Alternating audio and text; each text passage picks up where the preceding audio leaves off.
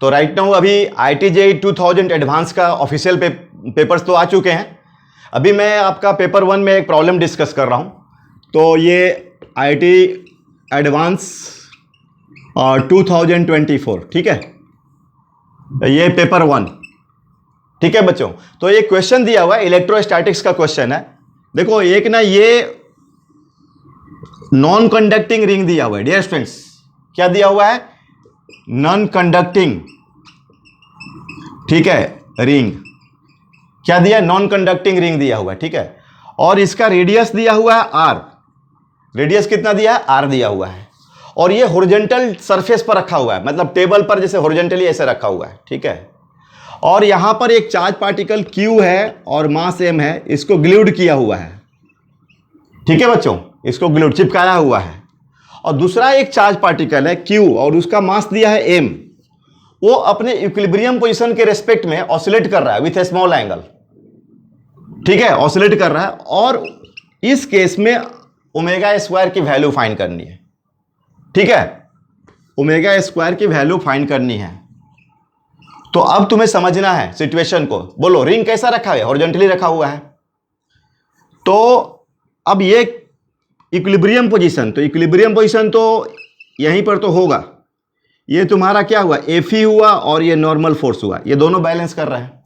और बाकी जगह तो आपका अनबैलेंसिंग रहेगा, रुका नहीं रहेगा, यहां पर रुका रहेगा रेस्ट में, ठीक है। देखना ये वर्टिकल नहीं है, हॉरिजॉन्टल है भाई। लेकिन अगर आप समझो हॉरिजॉन्टल भी है, अगर तुम इधर कहीं पर ले जाओ तो फिर वो इक्विलिब्रियम पोजीशन की तरफ ऑसिलेट करेगा, राइट। ये तो बात समझ में आ गया। तो अब हमें क्या करना है कि इसको स्लाइटली स्मॉल एंगल के लिए डिस्प्लेस करना है और उसके लिए फिर ओमेगा स्क्वायर का वैल्यू निकालना है, ठीक है। For what? For the oscillation of this charge particle with respect to equilibrium position for a small angle. तो देखो सिचुएशन देखो, अभी तो मान लो तुम यहां पर ले लो, इसको डिस्प्लेस कर रहे हो ऐसा, यहां से ऐसा इसको तुमने डिस्प्लेस कर दिया, ठीक है। चलो आप इसको ज्वाइन कर लो, ये मान लो थीटा। बोलो थीटा क्या है तुम्हारा? ये हो गया स्मॉल एंगल। क्या हो गया बच्चों? ये हो गया तुम्हारा स्मॉल एंगल, ठीक है, थीटा हो गया स्मॉल एंगल। अब इसमें देखना हमें क्या है कि इस पर कौन कौन फोर्स काम कर रहा है। ये तो एक हो गया तुम्हारा नॉर्मल, और देखना ये सिचुएशन देखो तुम। अब बताओ तुम लोग कि ये जो दिख रहा है तुमको, ये फोर्स क्या कहलाएगा? Fe कहलाएगा ना। ये ध्यान देना, थीटा जो है वेरी स्मॉल है, थीटा जो है ना ये वेरी स्मॉल, राइट। चलो ये मिल गया तुझे Fe, और ये मिल गया तुम्हें नॉर्मल, तो हमेशा सेंटर से पास करेगा डियर स्टूडेंट्स। चलो अब देखो, अब ये फाइनली आप एक्सपेरिमेंटली देखोगे तो ये इधर आएगा, ऑसिलेट करेगा। तो इसमें हमें रिस्टोरिंग फोर्स कैलकुलेट करनी होगी। अब बच्चों ये बताओ मुझे, ये एंगल कितना हुआ? ये तुम्हारा होगा 180 माइनस थीटा, और ये होगा तुम्हारा थीटा बाई 2, ये भी होगा तुम्हारा थीटा बाई 2, ठीक है। अब बताओ, अब ये तुम इसको ये देखो, तो ये हो गया तुम्हारा थीटा बाई 2, ठीक है। तो बताओ ये वाला क्या होगा? Fe cos थीटा बाई 2 हुआ। ये जो होगा फोर्स, ये कंपोनेंट, ये इसका जो कंपोनेंट होगा ये होगा Fe cos थीटा बाई 2, ठीक है। और बताओ ये जो कंपोनेंट होगा, ये वाली कंपोनेंट, ये कितना होगा? Fe sin theta by 2। तो अब बताओ ये जो Fe cos थीटा बाई 2 को कौन बैलेंस कर रहा है? Fe cos थीटा बाई 2 को बैलेंस कर रहा है नॉर्मल फोर्स, ठीक है बच्चों। और ये अनबैलेंस रह रहा है, ये देगा आपका रिस्टोरिंग फोर्स, ठीक है, ये देगा आपका रिस्टोरिंग फोर्स, और इसी के चलते ये ऑसिलेट करेगा। तो आई होप आप समझ रहे बातों को।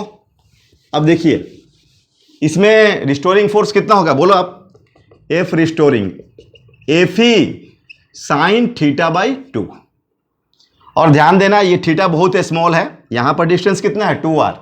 ये ऑलमोस्ट आप इसको 2r ही लोगे, ठीक है। बहुत थीटा स्मॉल है, बहुत स्मॉल। देखने के लिए मैंने बड़ा बनाया है, फिजिकली, लेकिन ये मतलब मान के चलो एकदम बिल्कुल स्मॉल एंगल है, तो ये 2r लेंगे। तो बोलो ये इसमें के Q square 2r 4r square और स्मॉल एंगल θ/2 ले लो।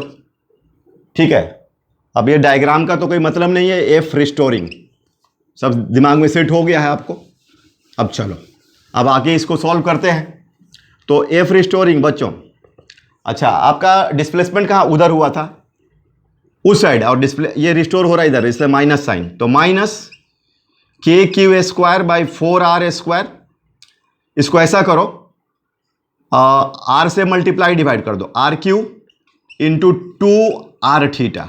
तो बोलो r थीटा क्या हो जाएगा, डिस्प्लेसमेंट हो जाएगा, क्योंकि हमने थीटा से डिस्प्लेस किया है, तो ये क्या हो जाएगा, x हो जाएगा ना, r थीटा x हो जाएगा।